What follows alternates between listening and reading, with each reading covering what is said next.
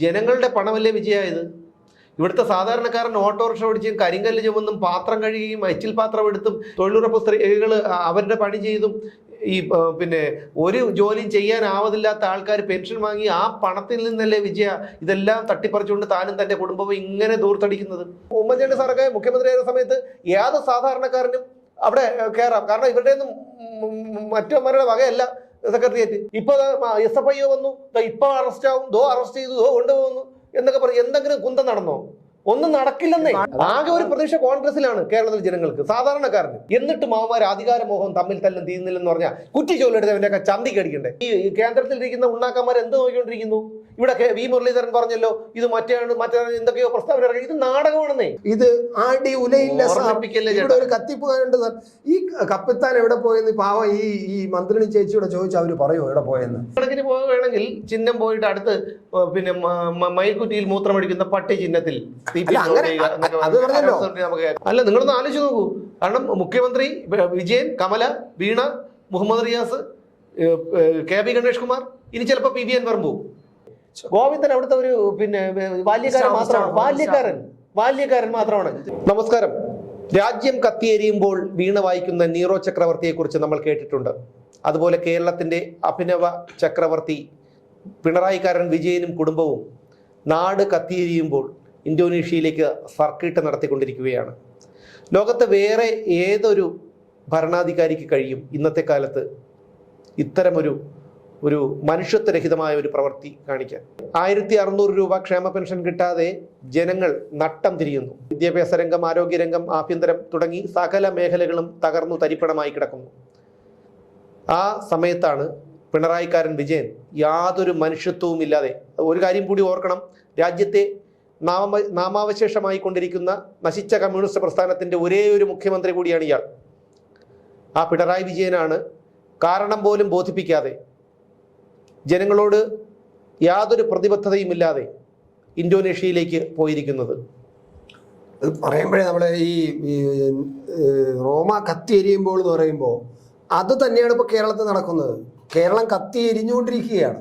യഥാർത്ഥത്തിൽ അതും ഇതുമായിട്ട് നമ്മൾ ആ ചരിത്ര സംഭവമായിട്ട് നമ്മളൊന്ന് കൂട്ടിയോജിപ്പിച്ച് പറയുമ്പോൾ ഈ സുമേഷ് ആദ്യം പറഞ്ഞതും കൊണ്ട് നമുക്ക് കേരളം കത്തിയേരിയാണ്. നമുക്ക് രാത്രി പോലും വീട്ടിൽ കിടന്ന് ഉറങ്ങാൻ കഴിയുന്നില്ല.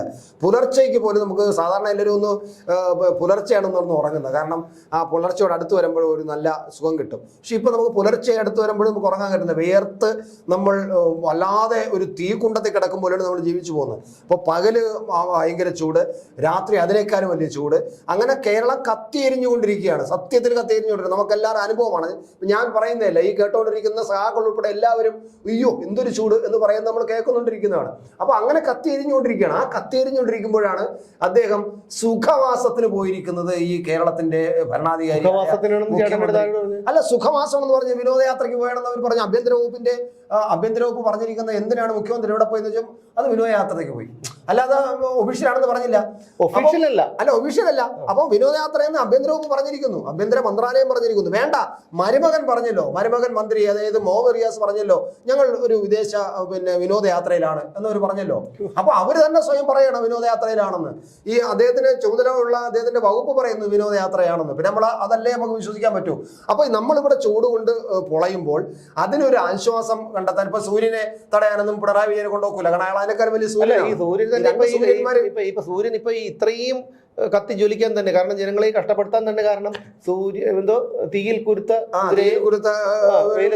സൂര്യൻ എന്ന് പറഞ്ഞൊരു പാട്ട് എഴുതിയല്ലോ. മാത്രമല്ല സൂര്യനാണെന്ന് പറഞ്ഞു, ഇതിൽ കൂടുതൽ അപമാനിക്കാൻ പാർട്ടി സെക്രട്ടറി പറഞ്ഞു ഇതൊരു സൂര്യനാണ്, അടുത്താൽ കരിഞ്ഞു പോകും എന്ന് പറഞ്ഞില്ലേ? അടുക്കരുത് പാർട്ടി സെക്രട്ടറി പറയാം. അപ്പൊ അത്ര ചൂടനാണ്. അപ്പൊ ഈ രണ്ട് സൂര്യനും കൂടെ കേരളത്തിൽ നിന്നപ്പോഴാണ് നമ്മൾ ചൂടൻ വെച്ചത്. എനിക്ക് തോന്നുന്നു ഇനി ചിലപ്പോൾ ഒരുപക്ഷെ നമ്മുടെ ചൂടൊന്ന് കുറയുമായിരിക്കും. കാരണം ഒരു സൂര്യൻ ഇവിടെ നിന്ന് നാട് വിട്ട് പോയി, അതുകൊണ്ട് ഇനിയിപ്പോ കുറയുമായിരിക്കും നമുക്ക് ഒരു. പക്ഷെ എങ്കിൽ പോലും ഒരു കാര്യം ആലോചിക്കുക, ഇയാൾ ഞാൻ സാധാരണ മുഖ്യമന്ത്രി അദ്ദേഹം ഒന്നേ പറയാറുള്ളൂ. പക്ഷെ ഇത് ഇയാളെന്ന് പറയാതിരിക്കാൻ നിവർത്തിയില്ല. കാരണം ഈ ഒരു ദിവസം പുലർച്ചെ നമ്മൾ അറിയുന്നു, പെട്ടെന്ന് മാധ്യമങ്ങൾ പറയുന്നു മുഖ്യമന്ത്രി സ്ഥലം വിട്ടു.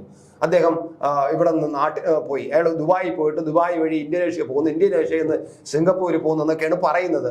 ഒരു വിവരമില്ല, ഞങ്ങൾക്കറിയില്ല. എന്ന് വരും, തിരിച്ചു വരും, അറിയില്ല. എന്തൊക്കെയാണ് അവിടുത്തെ പരിപാടി അറിയില്ല. ഇവിടുത്തെ ഇവിടുത്തെ ചീഫ് സെക്രട്ടറിക്ക് അറിയില്ല, രാജ്യം കേരളം ഭരിക്കുന്ന ചീഫ് സെക്രട്ടറിക്ക് അറിയില്ല, ആഭ്യന്തര മന്ത്രാലയത്തിന് അറിയില്ല, DGPക്ക് അറിയില്ല. എന്നാൽ ഇതിന്റെ എല്ലാം കാര്യത്തിൽ മുഖ്യമന്ത്രി എന്നുള്ള നിലയിൽ ചട്ടം അനുസരിച്ചിട്ട് ഇതെല്ലാം പറഞ്ഞിട്ട് പോകണമെന്നാണ്. ഇതെല്ലാം പറഞ്ഞിട്ട് പോവുകയും ഗവർണറെ രാജ്ഭവനിൽ അതിനുള്ള വിവരങ്ങൾ കൊടുക്കണമെന്നാണ്. അതാണ് ചട്ടം. അത് ഇദ്ദേഹത്തിന്റെ കയ്യിൽ ഒരു ചട്ടമൊന്നും ഇദ്ദേഹത്തിനില്ല. ഞാൻ പറയുന്നതാണ് ചട്ടം, ഞാൻ പറയുന്നതാണ് ചട്ടം എന്നാണ് പറയുന്നത്. അപ്പൊ അങ്ങനെയാണ് പോകുന്നത്. അപ്പൊ അങ്ങനെ പോയിരിക്കുന്നു എന്ന് പറയുമ്പോൾ എന്താണെന്ന് അറിയില്ല. ഇവിടെ ഓർമ്മിക്കാനുള്ള മറ്റൊരു കാര്യം കൂടെ എനിക്ക് തോന്നുന്നു. അതായത് ഈ നമ്മുടെ ഒരു മന്ത്രിണി കൊച്ചമ്മയുണ്ടല്ലോ, അവര് പറഞ്ഞല്ലോ കപ്പിത്താനുണ്ട് സാർ എന്ന് കേട്ടാ പറഞ്ഞു ഓർമ്മയുണ്ടല്ലോ. ഇത് ആടി ഉലയില്ല സാർ, ഇവിടെ ഒരു കത്തിപ്പുകാരുണ്ട് സാർ.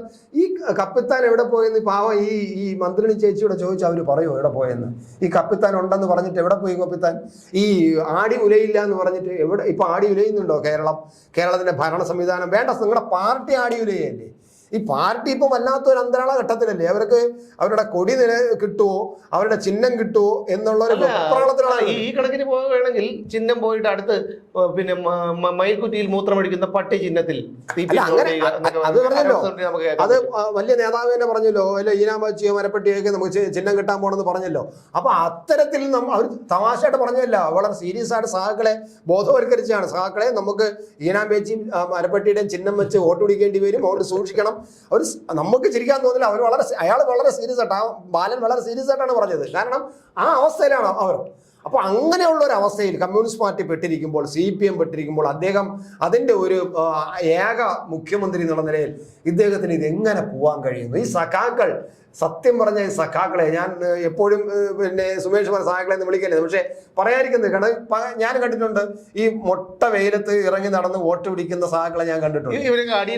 അല്ല, അപ്പൊ അവരോടാണ് ഞാൻ ചോദിക്കുന്നത്, നിങ്ങൾ ഈ മൊട്ട വെയിലത്ത് ഇങ്ങനെ ഈ നോട്ടീസും കൊണ്ട് പിന്നെ വീട് മുഴുവൻ കയറി ഇറങ്ങി നടക്കുന്നത് ഞാൻ കണ്ടിട്ടുണ്ട്. എന്തൊരു ചൂട് വെയിലായിരുന്നു. സ്ഥാനാർത്ഥിയും മറ്റവരൊക്കെ ആണെങ്കിൽ അവർക്കത് ചെയ്തേ പറ്റൂ. പക്ഷെ നിങ്ങൾ അങ്ങനെയൊക്കെ നിങ്ങളുടെ ജോലിയും കളഞ്ഞിട്ട് നിങ്ങൾ ജോലി ചെയ്ത് പോയിക്കൊണ്ടിരുന്നതല്ലേ.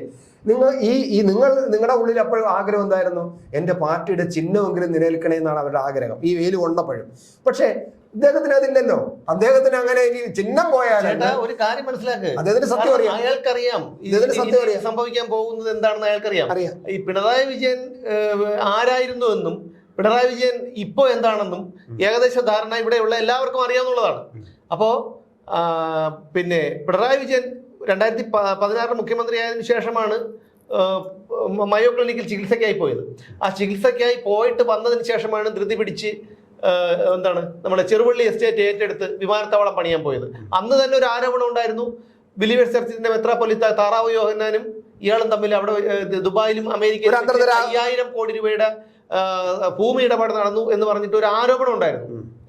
അതൊക്കെ തേഞ്ഞു മാഞ്ഞു പോയി. എന്തായിരുന്നാലും അതിനുശേഷമാണ് ഈ സംഭവം ഉണ്ടായത്. ഏതാണ് ചെറുവള്ളി എസ്റ്റേറ്റ് ഏറ്റെടുത്ത് സർക്കാരിന്റെ പണം കൊടുത്ത് ഏറ്റെടുത്ത് വിമാനത്താവളം പണിയും. അതുപോലെ ഇപ്പൊ പോയത് എന്തിനാണ് ഗണേശൻ പോയത്? KV ഗണേഷ് കുമാർ എന്തിനാണ് ഇന്തോനേഷ്യയിൽ പോയത്? ഒന്ന് ആലോചിച്ച് നോക്കൂ. ഇത് യാദൃച്ഛികമാണോ? ഇത് കേരളത്തിലെ ജനങ്ങൾ വേറെ മണ്ടന്മാരാണോ? അല്ല, നിങ്ങളൊന്ന് ആലോചിച്ച് നോക്കൂ. കാരണം മുഖ്യമന്ത്രി വിജയൻ, കമല, വീണ, മുഹമ്മദ് റിയാസ്, KV ഗണേഷ് കുമാർ, ഇനി ചിലപ്പോൾ PV അൻവർ പോകും. അപ്പൊ ഇവരൊക്കെ എന്തിനാണ് പോകുന്നത്? എന്തിനാണ് എനിക്ക് മനസ്സിലാവുന്നില്ല കേട്ടോ. ഇതിനേക്കാളും ഭേദം ബ്രിട്ടീഷുകാരായിരുന്നു. സഹിക്കാൻ പറ്റുന്നില്ല, ഇതൊക്കെ കേട്ടിട്ട് സഹിക്കാൻ പറ്റുന്നില്ല. ഇതൊരു കഷ്ടമാണെന്ന് ആലോചിക്കണം. അല്ല, ഇതിന് മറുപടി പറയാൻ ഇവിടെ ഒരു പാർട്ടി ഇല്ലല്ലോ എന്നാണ് ഞാൻ ആലോചിക്കുന്നത്. ഇതെന്തൊരു പാർട്ടിയാണ്? പാർട്ടി സെക്രട്ടറി ഇതുവരെ വാ തുറന്നിട്ടില്ല ഈ വിഷയത്തില്. അല്ല, പാർട്ടി സെക്രട്ടറി വാ തുറന്നിട്ട് എന്ത് വിഡ്ഢിത്തം മാത്രം പറയാൻ? അല്ല, എന്നാലും അദ്ദേഹത്തിന് ഒരു ഉത്തരവാദിത്തമില്ലേ? പാർട്ടിയല്ലേ, എന്ത് ഉത്തരവാദിത്തം? പാർട്ടിയുടെ മുഖ്യമന്ത്രിയല്ലേ.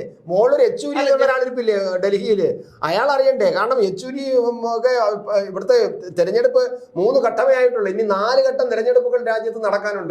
ഈ 4 ഘട്ടം തെരഞ്ഞെടുപ്പുകളിലും CPM-ന്റെ സ്ഥാനാർത്ഥികൾ അവിടെ ഇവിടെ ആണെങ്കിൽ പോലും പലയിടത്തും ഒന്നും രണ്ടും ആണെങ്കിൽ പോലും മത്സരിക്കുന്നുണ്ട്. അപ്പോൾ അവിടെയൊക്കെ ഈ പാർട്ടി എങ്ങനെ നേടിയെടുക്കണമെന്നതിനെ കുറിച്ച് ഒരു വെപ്രാളപ്പെട്ടുകൊണ്ടിരിക്കുന്നു. എങ്ങനെയും അവിടെ പ്രാദേശിക പാർട്ടികളുടെ കാല് പിടിച്ചു, കോൺഗ്രസിന്റെ കാല് പിടിച്ച്, തമിഴ്നാട്ടിലെ DMK-യുടെ കാല് പിടിച്ച്, മുസ്ലിം ലീഗിന്റെ കാല് പിടിച്ചൊക്കെയാണ് എങ്ങനെയെങ്കിലുമൊക്കെ ജയിച്ചു വരാൻ നോക്കുന്ന ഈ പാർട്ടി. അപ്പോഴാണ് ഇദ്ദേഹം ഇതെല്ലാം കളഞ്ഞിട്ട് ഇവിടെ എന്ത് പുല്ല് നടക്കട്ടെ, വെയിലായാലും ശരി, മഴ പിന്നെ അടുത്ത മഴ വരാൻ പോകുന്നു എന്നാണ് പറയുന്നത്. വലിയൊരു പ്രളയം വന്നുകൂടായിക ഇല്ല എന്നാണ് പറയുന്നത്. ഇത്രയും വലിയ ചൂടുണ്ടായിരുന്നു. ഇന്തോനേഷ്യയിൽ പതിവായി ഭൂമി ഉൽക്കമ്പരട്ടുണ്ട്. ദൈവമേ ഒന്ന് ഗവനിച്ചോളെന്ന് എനിക്ക് പറയാനുള്ളൂ. അല്ല, അത് സംഭവിക്കും. കാരണം മാൻഡ്രേക്കിസ് അവിടെ എഫക്ട് ചെയ്യുമെന്ന് അറിയാൻ പറ്റില്ല. ചിലപ്പം ഇനി അങ്ങനെ എന്തെങ്കിലും ഇന്തോനേഷ്യക്കും പ്രശ്നം അയാൾക്ക് ഒന്നും അതായത് മനുഷ്യത്വം പച്ചയ്ക്ക് പറയില്ല. മനുഷ്യത്വം എന്ന് പറയുന്നത് വല്ലാത്തൊരു മനുഷ്യനാണ്. ചരിത്രം ഇയാളെ വിലയിരുത്താൻ പോകുന്നതും ഇയാളെ നേതാവായിട്ട് കൊണ്ടുവരുന്ന ഈ പാർട്ടി ജനങ്ങൾ വിലയിരുത്താൻ അത്രയ്ക്കും ഗുരുതരമായ അസുഖം ഉണ്ടെന്ന് പറഞ്ഞിട്ടാണ് ജനങ്ങളുടെ നികുതി പണം എടുത്തിട്ട് ഇയാൾ മയോ ക്ലിനിക്കിന് ഉണ്ടാക്കാൻ പോയത്. തിരിച്ചു വന്നിട്ട് തൃക്കാക്കര ഉപതെരഞ്ഞെടുപ്പിൽ പ്രചാരണത്തിന് പോയി. ജനങ്ങളുടെ പണമല്ലേ വിജയമായത്? ഇവിടുത്തെ സാധാരണക്കാരൻ ഓട്ടോറിക്ഷ ഓടിച്ചും കരിങ്കല്ല് ചുമന്നും പാത്രം കഴുകിയും എച്ചിൽ പാത്രം എടുത്തും ഈ കുടുംബശ്രീയിൽ ഈ തൊഴിലുറപ്പ് സ്ത്രീകൾ അവരുടെ പണി ചെയ്തും ഈ പിന്നെ ഒരു ജോലിയും ചെയ്യാനാവതില്ലാത്ത ആൾക്കാർ പെൻഷൻ വാങ്ങി ആ പണത്തിൽ നിന്നല്ലേ വിജയ ഇതെല്ലാം തട്ടിപ്പറിച്ചുകൊണ്ട് താനും തന്റെ കുടുംബവും ഇങ്ങനെ ദൂർത്തടിക്കുന്നത്? ഇതിന്റെയൊക്കെ ശാപം തന്നെ എവിടെ കൊണ്ടുവയ്ക്കും വിജയ? അല്ല, ഇതിപ്പോ അവര് പറയുന്നത് സ്പോൺസർ പരിപാടി എന്നാണ് പറയുന്നത്. അതായത് നമ്മുടെ ഫണ്ടല്ല നമ്മുടെ അല്ല. അങ്ങനെയാണെങ്കിൽ പോലും നമ്മൾ ആയിരിക്കാം. കാരണം സാന്റിയോഗോ മാർട്ടിനുണ്ട്, അതുപോലെ പിന്നെ മറ്റേ ഇയാളുണ്ടല്ലോ അദാനിയില്ലേ, അദാനി കൂടെ നിൽക്കുകയല്ലേ ഇപ്പോഴ്. വേറെ എന്തിനു വേണം? അദാനിക്ക് എതിരായിട്ട് ഇങ്ങനെ സാഹളവുമ്പോൾ പ്രസംഗിക്കും. അദാനി പിന്നെ കോർപ്പറേറ്റ് ഭീമനാണ്, മറ്റതാണ് കോർപ്പറേറ്റ് വൽക്കരണത്തിൻ്റെ ആണെന്നൊക്കെ പറയുമെങ്കിലും അദാനി ഇപ്പോഴും ഈ എയർപോർട്ടിൽ സഹാക്കൾക്ക് ലിസ്റ്റ് കൊടുക്കുകയാണ്. അദാനിയോട് ഇന്ന ആളിനെ നിയമിക്കണം, ഇന്ന ആളെ നിയമിക്കണം, ഈ പാർട്ടി ലിസ്റ്റ് കൊടുത്തുകൊണ്ടിരിക്കുകയാണ്. ഇപ്പോഴും തുറമുഖത്ത് ലിസ്റ്റ് തയ്യാറായിക്കൊണ്ടിരിക്കുകയാണ് അദാനിക്ക് കൊടുക്കാൻ വേണ്ടിയിട്ട്. അപ്പോൾ ഈ അദാനിയുടെ ലക്ഷങ്ങൾ ഇലക്ഷൻ വാങ്ങുകയും ചെയ്തു. അവിടെ ഒന്നും അദാനി ഒരു കോർപ്പറേറ്റ് ഭീമനല്ല, ഒന്നുമല്ല. എന്തായാലും ഇവരാരൊക്കെയാണ് സ്പോൺസർ ചെയ്യുന്നത്? സ്പോൺസർ ചെയ്താൽ പോലും എന്തിന് സ്പോൺസർ ചെയ്യുന്നു? ഇപ്പൊ മുഖ്യമന്ത്രിയുടെയും കുടുംബത്തിന്റെയും വിനോദസഞ്ചാരത്തിന് വേണ്ടിയിട്ട് ആരെങ്കിലും സ്പോൺസർ ചെയ്യുന്നെങ്കിൽ അത് സ്പോൺസറിങ് അല്ല, അത് അഴിമതിയാണ്. അത് വ്യക്തമായ അഴിമതിയാണ്. കാരണം ഒരു അധികാരത്തിലിരിക്കുന്ന കസേരയിലിരിക്കുന്ന മുഖ്യമന്ത്രിയെ ഞാൻ സുമേഷിനെ വിളിച്ച്, അല്ലെങ്കിൽ സുമേഷ് എന്നെ വിളിച്ച് കൊണ്ടുവന്ന് എൻ്റെ 5 പൈസ മുടക്കാതെ എന്നെ വിദേശ രാജ്യത്ത് കൊണ്ടുപോയി അവിടെ എല്ലാം കറങ്ങി തിരിഞ്ഞ് സുമേഷിന് തലയെഴുത്തുണ്ടോ? അപ്പൊ എന്നെ കൊണ്ട് എന്തെങ്കിലും കാര്യം സാധിക്കാനുണ്ട് എന്ന് സുമേഷിന് അറിയാന്നുള്ളതുകൊണ്ടാണ് ഇന്നല്ലെങ്കിൽ നാളെ നീ സുമേഷ് പൈസ മുടക്കി കഴിഞ്ഞാൽ സ്പോൺസർ എന്നൊക്കെ പറയാൻ ഞാൻ ചോദിച്ചോട്ടെ, ഇത്ര ഇടത്തിന് ചെമന്ന് കെട്ടി എഴുന്നള്ളിച്ച് അവിടെ കൊണ്ടുപോകാൻ അവൻ എത്ര ലക്ഷം രൂപ പോകും? അവന് പ്രാന്താണോ? ഇപ്പൊ 1 കോടി ചിലവാൻ രൂപയാണെന്നല്ലോ ഇപ്പൊ കണക്ക് വരുന്നത്. 1 കോടിയിലധികം രൂപ. ഇനി വേറൊരു കാര്യം കൂടെ ഉണ്ട്. ഇപ്പൊ സ്പോൺസർഷിപ്പ് എന്നൊക്കെ പറയുന്നുണ്ടെങ്കിലും ഇനിയിപ്പോ തിരിച്ചു വരുമ്പോ അറിയാം ഇനി ഇവിടുന്ന് നമ്മുടെ ഫണ്ടാണ്. ആദ്യം പോയ 2016 പോയതിന്റെ കണക്ക് ഇതുവരെ പറഞ്ഞിട്ടില്ല. സ്പോൺസർഷിപ്പ് ആണെങ്കിൽ പോലും ഈ പറ്റും പറഞ്ഞ് ഇതിൽ നിന്ന് എഴുതിയെടുക്കും പൈസ. ഇയാളുടെ പതിവ് അതാണല്ലോ. ഇയാൾ എങ്ങനെയൊക്കെ പൈസ ഉണ്ടാക്കാൻ പറ്റും? അങ്ങനെ ഈ പ്രോഗ്രാം സ്പോൺസർ ആയിട്ട് കിട്ടി കാണും, പക്ഷെ അതിന്റെ പൈസ ഇവിടെ എഴുതിയെടുക്കും, തിരിച്ചു വന്ന് എഴുതിയെടുക്കും. അതാണ് അഴിമതി. അപ്പൊ ഈ കള്ളത്തരം കാണിക്കുക, കൃത്രിമം കാണിക്കുക എന്നുള്ളതിനെ പറയുന്നത്. കാരണം നമ്മുടെ ഫണ്ടിനെ പിന്നെ കൃത്രിമം കാണിച്ചിട്ട് കള്ളക്കണക്ക് കാണിച്ച് നമ്മുടെ സംസ്ഥാനത്തിന്റെ ഫണ്ടിനെ തട്ടിയെടുക്കുക എന്നുള്ളത് മറ്റൊരു ക്രിമിനൽ പ്രവൃത്തിയാണ്. 2, കസേരയിൽ ഇരുന്നു കൊണ്ട് മുഖ്യമന്ത്രി കസേരയിരിക്കുമ്പോൾ മറ്റൊരു വലിയൊരു സ്ഥാപനത്തിന്റെ സ്പോൺസർഷിപ്പിൽ വിദേശയാത്ര നടത്തുക എന്ന് പറഞ്ഞാലും അതൊരു അയാൾക്ക് എന്തോ ആവാം. ഇതിന്റെ ഈ കേന്ദ്രത്തിൽ ഇരിക്കുന്ന ഉണ്ണാക്കന്മാർ എന്ത് നോക്കിക്കൊണ്ടിരിക്കുന്നു? ഇവിടെ വി മുരളീധരൻ പറഞ്ഞല്ലോ ഇത് മറ്റേ എന്തൊക്കെയോ പ്രസ്താവന ഇറങ്ങി. ഇത് നാടകമാണ്. വി മുരളീധരനെ കാണിക്കുന്നത് നാടകമാണ്. ഈ വിജയനെ ഇങ്ങനെ കയറൂരി വിട്ടിരിക്കുന്നത് കേന്ദ്ര നേതൃത്വമാണ്, കേന്ദ്ര സർക്കാരാണ്. ഇപ്പൊ SFIO വന്നു, ഇപ്പൊ അറസ്റ്റ് ആവും, അറസ്റ്റ് ചെയ്തു, കൊണ്ടുപോകുന്നു എന്നൊക്കെ പറയും. എന്തെങ്കിലും കുന്തം നടന്നോ? ഒന്നും നടക്കില്ലെന്നേ. ആളുകൾക്ക് ഏകദേശം മനസ്സിലായി. ഈ ജാവ്ദേക്കർ ഇവരും തമ്മിലുള്ള ഒരു അഡ്ജസ്റ്റ്മെന്റും ഈ അന്തർധാരയൊക്കെ വെച്ചപ്പോ കാര്യങ്ങൾ മനസ്സിലായി. ഞാൻ പറഞ്ഞോട്ടെ, ഇവരിൽ പെട്ടുപോയതാരാണ്? കേരളത്തിലെ എന്നെയും നിങ്ങളെയൊക്കെ പോലെയുള്ള സാധാരണക്കാരായ ജനങ്ങളാണ്. ഈ പറയുന്ന BJP, കോൺഗ്രസും മുസ്ലിം ലീഗും ഈ CPM ഇവരെല്ലാവരും ഒറ്റ കൈയാണെന്നേ. ഇപ്പൊ കണ്ടില്ലേ, KPCC അധ്യക്ഷനായിട്ട് K. സുധാകരൻ തിരിച്ചു കയറി. ആ ചടങ്ങിൽ പോലും MM ഹസൻ പങ്കെടുത്തിട്ടില്ല. ഒന്ന് ആലോചിക്കുക. അവരുടെ തമ്മിൽ ഇത് തകർന്ന് തരിപ്പണായി മുങ്ങി ഇനി കപ്പലിന്റെ മുകളിലത്തെ നങ്കൂർ മറ്റേ ഇതുണ്ടല്ലോ, ആ കൊടിമരം മാത്രമേ കാണാവൂ എന്നുള്ള അവസ്ഥയിലേക്ക് എത്തി നിൽക്കുകയാണ് കോൺഗ്രസ്. എന്നിട്ട് മാവന്മാർ അധികാരമോഹം തമ്മിൽ തല്ലും തീരുന്നില്ലെന്ന് പറഞ്ഞാൽ കുറ്റി ചോലെടുത്ത് അവൻ്റെയൊക്കെ ചന്തിക്ക് അടിക്കണ്ടേ? അല്ല, ഒന്ന് ആലോചിക്കുക. ആകെ ഒരു പ്രതീക്ഷ കോൺഗ്രസിലാണ് കേരളത്തിലെ ജനങ്ങൾക്ക്, സാധാരണക്കാരന്. ഞാൻ രാഷ്ട്രീയം പറയുന്നല്ല. പക്ഷെ നമ്മൾ മനുഷ്യരല്ലേ, നമുക്ക് ജോലി ചെയ്തല്ലേ ജീവിക്കാൻ പറ്റൂ. ഒന്നുമല്ലെങ്കിൽ ഒരു മര്യാദ ഉണ്ടായിരുന്നു. ഉമ്മൻചാണ്ടി സാറൊക്കെ മുഖ്യമന്ത്രിയായ സമയത്ത് ഏത് സാധാരണക്കാരനും അവിടെ കയറാം. കാരണം ഇവരുടെ ഒന്നും മറ്റവന്മാരുടെ വകയല്ല സെക്രട്ടേറിയറ്റ്. ഇന്ന് സെക്രട്ടേറിയറ്റ് കയറണമെങ്കിൽ ഇവിടെ എന്തെല്ലാം ആരെയും കയറ്റുന്നില്ല. കയറാനല്ല, കയറ്റാൻ പറ്റൂല, അവിടെ കയറണ്ട. ഇത് തമ്പുരാൻ വാഴുന്ന. അപ്പൊ ഉമ്മൻചാണ്ടി സാറൊക്കെ ആയിരുന്നപ്പോ അദ്ദേഹത്തിന് ഞാൻ പറഞ്ഞില്ല ഈ എന്ത് പറയാനാണ്. ഈ ഉമ്മൻചാണ്ടി സാറൊക്കെ ആയിരുന്ന സമയത്ത് ആർക്ക് വേണോ കയറാം. മുഖ്യമന്ത്രിയുടെ പരാതി പരിഹാര സെല്ലിലേക്ക് കൊടുത്തു കഴിഞ്ഞാൽ ഉടനടി നടപടി ഉണ്ടാവും. ഇന്ന് ആ മുഖ്യമന്ത്രിയുടെ പരാതി പരിഹാര സെല്ലില് ഒരു പരാതി കൊടുത്താൽ അതിന്റെ റെസിപ്റ്റ് കിട്ടാൻ വേണ്ടി തന്നെ മാസങ്ങളെടുക്കും. പരിഹാരം ഉണ്ടാവാനും പോകുന്നില്ല. ഇല്ല, ഉണ്ടാവുന്നില്ല. അപ്പൊ ഇത് എന്താണ്? ജനങ്ങളെടുത്ത് അങ്ങ് വെല്ലുവിളിക്കുകയാണെന്നേ. ജനങ്ങളെ പൊറുതി മുട്ടിക്കുകയാണ്. കാരണം ക്ഷമയുടെ നെല്ലിപ്പല കാണിക്കണം ഇയാള്. അല്ല, ഇതിനെല്ലാം ഈ പാർട്ടി, എനിക്ക് വീണ്ടും വീണ്ടും ഞാൻ എപ്പോഴും പറയും, ഇവിടെ ഒരു പാർട്ടി ഇല്ലേ, പാർട്ടിക്ക് നിയന്ത്രിക്കാൻ എവിടെ പാർട്ടി? ഈ പാർട്ടി എന്ന് പറഞ്ഞാൽ ഇയാളെ കുടുംബസ്വത്ത് പോലെയല്ലേ. ഗോവിന്ദൻ അവിടുത്തെ ഒരു ബാല്യക്കാരൻ മാത്രമാണ്. ബാല്യക്കാരൻ മാത്രമാണ്.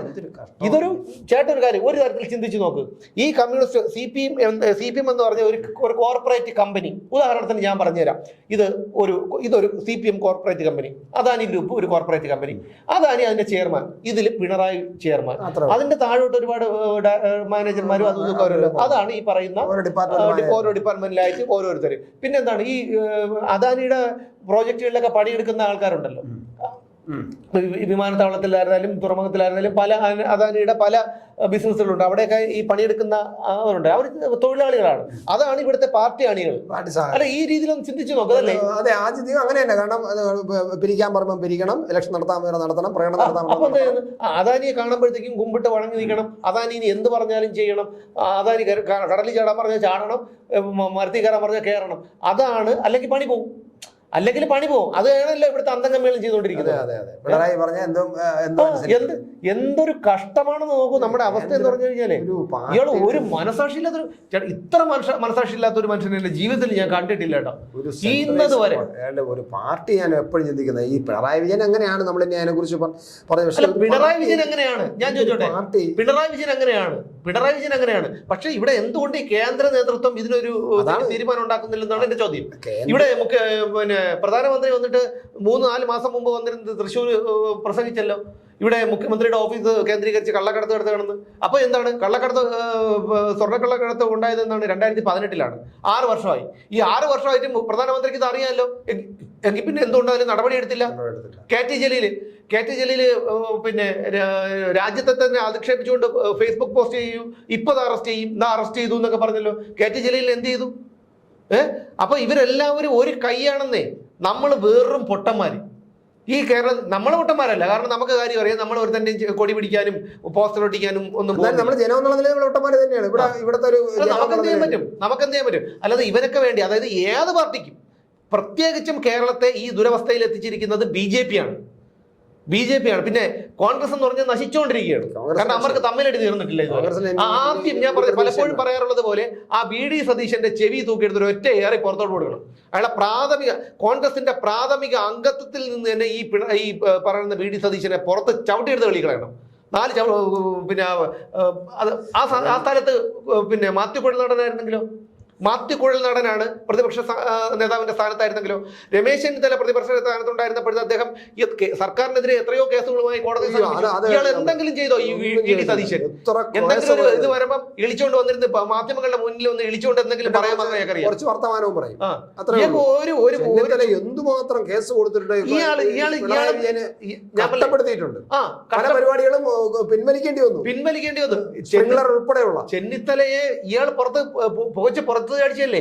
ഈ VD സതീശനെ കൊണ്ട് എന്തെങ്കിലും ഗുണമുണ്ടോ? എന്തെങ്കിലും ഒരു 10 പൈസയുടെ ഗുണം നിങ്ങൾ കോൺഗ്രസിന്റെ അണികൾ ചിന്തിച്ചു നോക്ക്. 10 പൈസയുടെ ഗുണമുണ്ടോ ഈ VD സതീശനെ കൊണ്ട്? ഈ പാർട്ടിക്ക് അപജയമല്ലാതെ എന്തെങ്കിലും ഉണ്ടായിട്ടുണ്ടോ ഇയാൾ വന്നതിന് ശേഷം?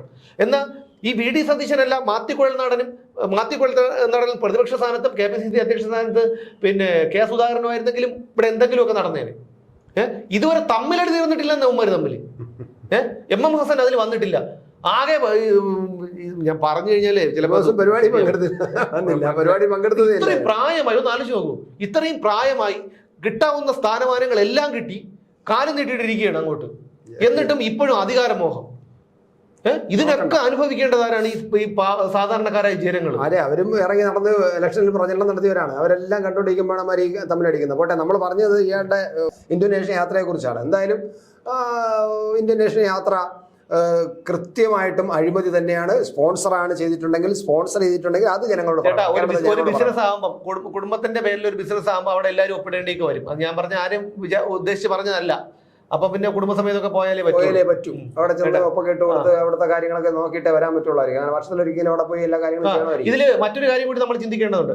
കാരണം ഇവിടെ ഇന്നലെ നമ്മുടെ ഹരികുമാർ, സംവിധായകൻ ഹരികുമാർ അന്തരിച്ചു. ഹരികുമാറിന് 4 തവണ സംസ്ഥാന അവാർഡ് കിട്ടിയിട്ടുണ്ട്. സുഹൃതം ഉൾപ്പെടെ എത്രയോ നല്ല സിനിമകൾ ചെയ്തു. 4 തവണ സംസ്ഥാന അവാർഡ് കിട്ടിയിട്ടുണ്ട്. അവിടെ ഈ വിജയം പോയോ? അല്ലെങ്കിൽ സജി ചെറിയൻ പോയി, സാംസ്കാരിക മന്ത്രി എന്നുള്ള നിലയിൽ സജി ചെറിയൻ പോയി.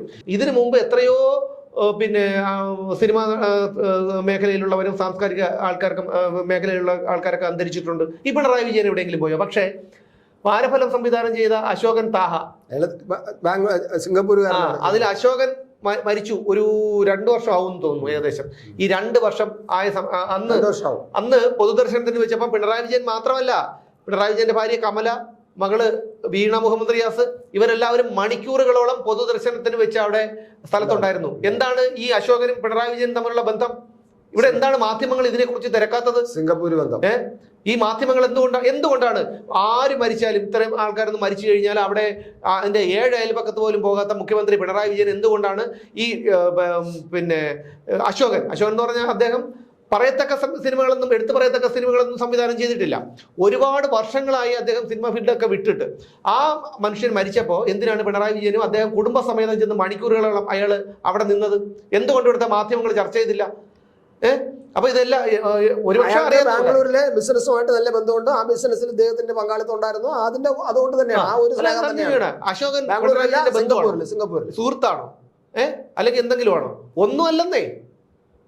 നിങ്ങൾ തന്നെ ഒന്ന് ചിന്തിച്ച് നോക്കൂ. നിങ്ങൾ തന്നെ ഇപ്പൊ തന്നെ യൂട്യൂബിൽ നോക്കിക്കഴിഞ്ഞാൽ അറിയാൻ പറ്റും.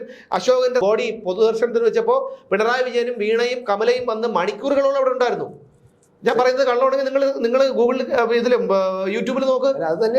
എന്തുകൊണ്ടാണ് അത്? Singapore connection.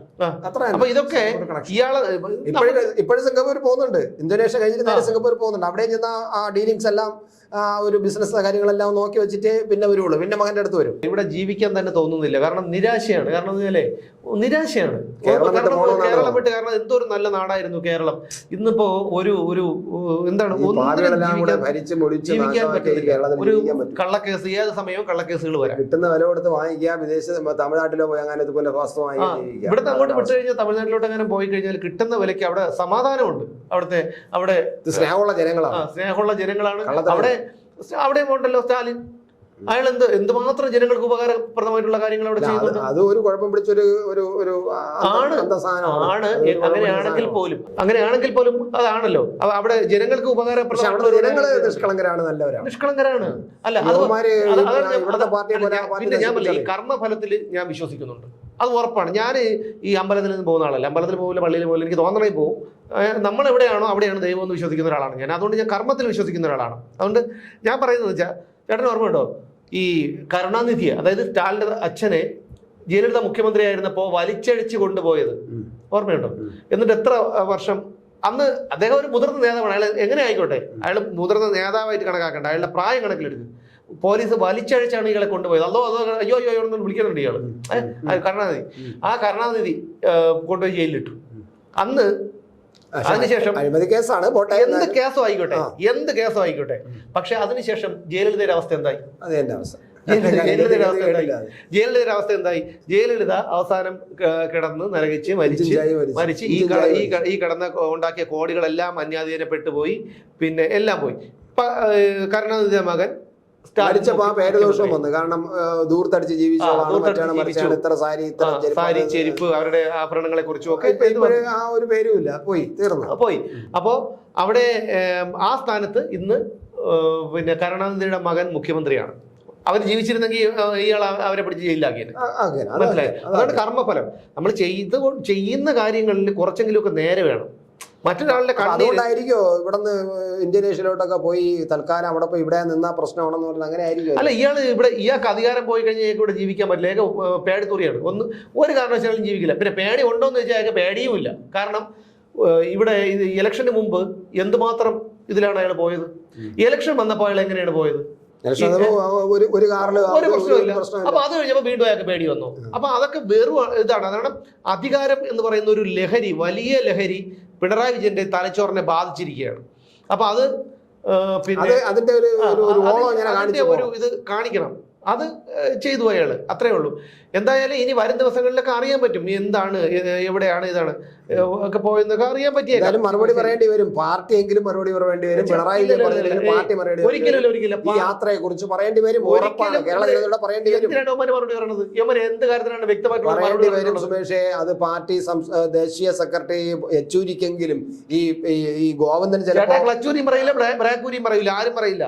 ഈ പറയുന്ന യുവമാര് പറയുന്നതന്നെ വേണം. മറുപടി ജനങ്ങളുടെ മുമ്പ് പറയേണ്ടി വരും. അതിന്റെ ഒരു സാഹചര്യം ഉണ്ടാവും. ഇവർക്ക് ജനങ്ങളെ തന്നെ ബഹുമാനവും ഭയവും ഇല്ലല്ലോ. പിന്നെ ഇവർ ആരുടെ പറയാൻ? ഇവര് പറയില്ല. ഇതിനു മുമ്പ് എത്രയോ കാര്യങ്ങളൊന്നും ഇവർ പറയില്ല. പിന്നെ എന്ന് പറഞ്ഞാൽ ഈ എങ്ങനെ 2 വർഷം കൂടെ ചവിട്ടി പിടിച്ച് പോയി കഴിഞ്ഞാൽ ഈ പറഞ്ഞ വീണ്ടും ഇപ്പോഴത്തെ ഒരു അവസ്ഥയിൽ ഈ കോൺഗ്രസിൽ ഈ തമ്മിലടി നടക്കുന്നതുകൊണ്ട് ഇവന്മാര് തന്നെ അധികാരത്തിൽ വരും. ഞാൻ പറഞ്ഞത് വരട്ടെ. നമ്മൾ ഈ ഒരറ്റത്തൂടെ അങ്ങ് പോകും എന്നുള്ളതാണ്. ജീവിച്ചു പോകും. പക്ഷെ വരട്ടെ. അപ്പൊ എന്തായിരുന്നാലും കർമ്മഫലം, ആ കർമ്മഫലം എന്തായാലും പിണറായി വിജയനും അയാളുടെ കുടുംബത്തിനും അനുഭവിക്കാതെ പോകാൻ ജനങ്ങളും കഴിയില്ല. കേരളത്തിലെ ജനങ്ങളും കർമ്മഫലം അനുഭവിച്ചേ പറ്റും. കാരണം ഈ പെൻഷനൊക്കെ കിട്ടാതെ 1600 രൂപ പെൻഷൻ കിട്ടാതെ ആ പൈസ കിട്ടിയിട്ട് മരുന്ന് വാങ്ങാനിരിക്കുന്ന നല്ലൊരു എന്തെങ്കിലും ഒരു നേരം ഒരു 50 രൂപയുടെ മീൻ വാങ്ങിച്ച് കഴിക്കാൻ ഇല്ലാതെ എന്ന് ആഗ്രഹിച്ചിരിക്കുന്ന പാവങ്ങളും കൂടെ ഉള്ള ഒരു നാടാണ് നമ്മുടേത്. അവരൊക്കെ മനസ്സരിഞ്ഞ് പ്രാകുന്നുണ്ടാവും ഈ വിജയനെയും കുടുംബത്തെയും. ഇതിൻ്റെ ഒന്നും ശാപം ഇയാളെ വിട്ടു പോകില്ല, അനുഭവിക്കുക തന്നെ ചെയ്യും പിൽക്കാലങ്ങളെങ്കിലും. എന്തായാലും നമുക്ക് വീണ്ടും കാണാം മറ്റൊരു വിഷയത്തിലൂടെ നാളെ.